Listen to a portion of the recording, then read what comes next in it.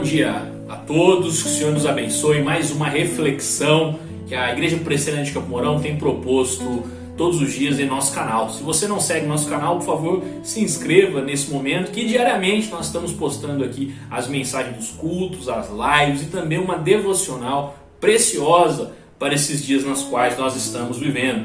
E o versículo que eu gostaria de meditar com você hoje é Mateus capítulo 5, versículo 3. Creio que você pode até lembrar de cor esse versículo, que é ele: bem-aventurados humildes de espírito, porque deles é o reino dos céus. O Senhor Jesus, então, após o capítulo 4 ter sido tentado no deserto pelo diabo, Jesus volta para a Galileia, Jesus convoca os seus 12 discípulos e Jesus então começa a iniciar o seu ministério da pregação.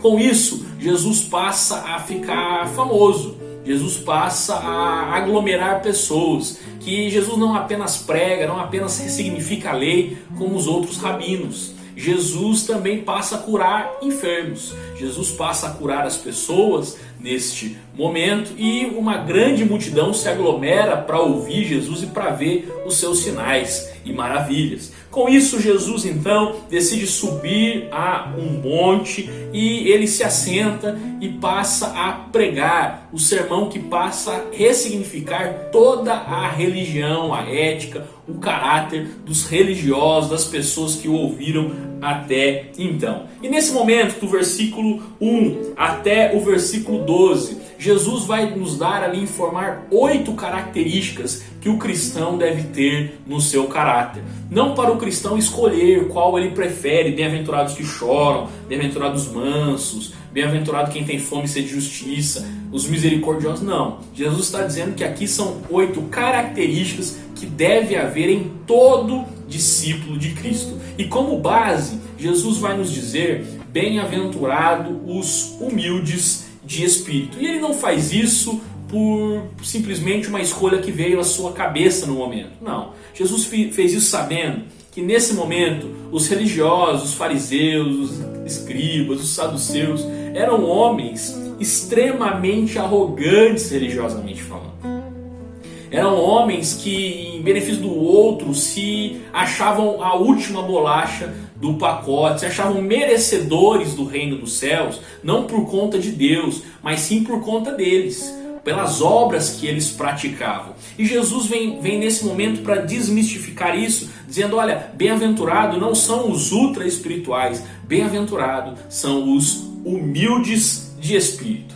Mas Renan, como assim? Humildade para mim é alguém que se veste com roupa simples. Humildade para mim é alguém que veste, quem sabe, aquela havaiana azul, né, que a gente encontra no mercado. É alguém que veste uma camiseta da eleição de 98, um bonezinho do Lula furado. Isso para mim é humildade, porque a pessoa não apresenta que ela ostenta. Tem muito, né, na nossa cultura essa imagem da pessoa ser humilde, porque ela até teria condição de gastar em algumas áreas, mas ela não gasta. Não, Jesus não está falando deste tipo de humildade do exterior, que apresenta as pessoas aí fora simplesmente por olhar a maneira que você lida. Aliás, isso pode ser um sinal também de avareza, que o próprio Jesus diagnosticou. Mas não, Jesus está falando aqui de uma humildade muito mais profunda, uma humildade de caráter. Uma humildade onde as nossas ações, os nossos desejos, eles são todos guiados pelo próprio Deus, pela ação do Espírito Santo em nós. É por isso que o teólogo Martin Lloyd Jones, ele foi nos dizer, quando ele comentou esse versículo, ele vai dizer assim, que bem-aventurados humildes são aqueles que reconhecem que nada têm, que nada são, se não fossem pela misericórdia e pela graça de Deus. Ou seja, é gente que reconhece que tudo que ele tem provém do Senhor, é graça e a misericórdia de Deus. Que inclusive os seus dias ruins cooperaram para que ele pudesse ser mais parecido com Cristo. É alguém que consegue observar Deus em cada aspecto da sua vida. Se eu tenho um bom trabalho, se eu tenho uma boa família, se eu lido bem com as finanças, isso não provém de mim, não diz o quanto eu sou bom e vocês que lidam mal são ruins. Não.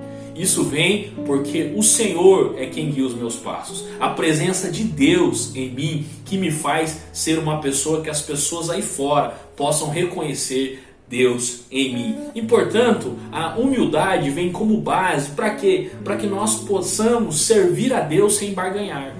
Para que nós possamos servir ao Senhor sem querer nada em troca, porque nada do que nós fazemos chega no padrão de Deus. Se nós reconhecemos que nós nada somos, se nós nada temos, se tudo vem do Senhor, não tem por que servi-lo por barganha. Nós servimos por gratidão, por amor, por esse Deus que tanto promoveu bênção em nós. E quando nós somos humildes em servir, nós somos humildes também em servir ao próximo, ao olharmos para o próximo com compaixão. Porque quando eu compreendo que eu nada tenho e que eu nada sou, apesar de eu estar na igreja há 20 e tantos anos, eu nada sou melhor do que um mendicante que está necessitando de comida, um mendicante usuário de droga. Ambos, tanto eu, quanto ele, quanto você, ambos carecem da graça de Deus. Portanto, eu jamais olho com arrogância, com soberba. O olhar que Deus promove em nós deve ser sempre um olhar com compaixão, com empatia e com amor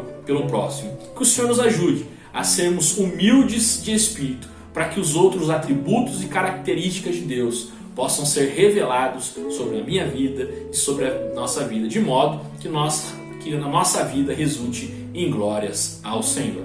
Que o Senhor te abençoe e o Senhor te fortaleça neste dia.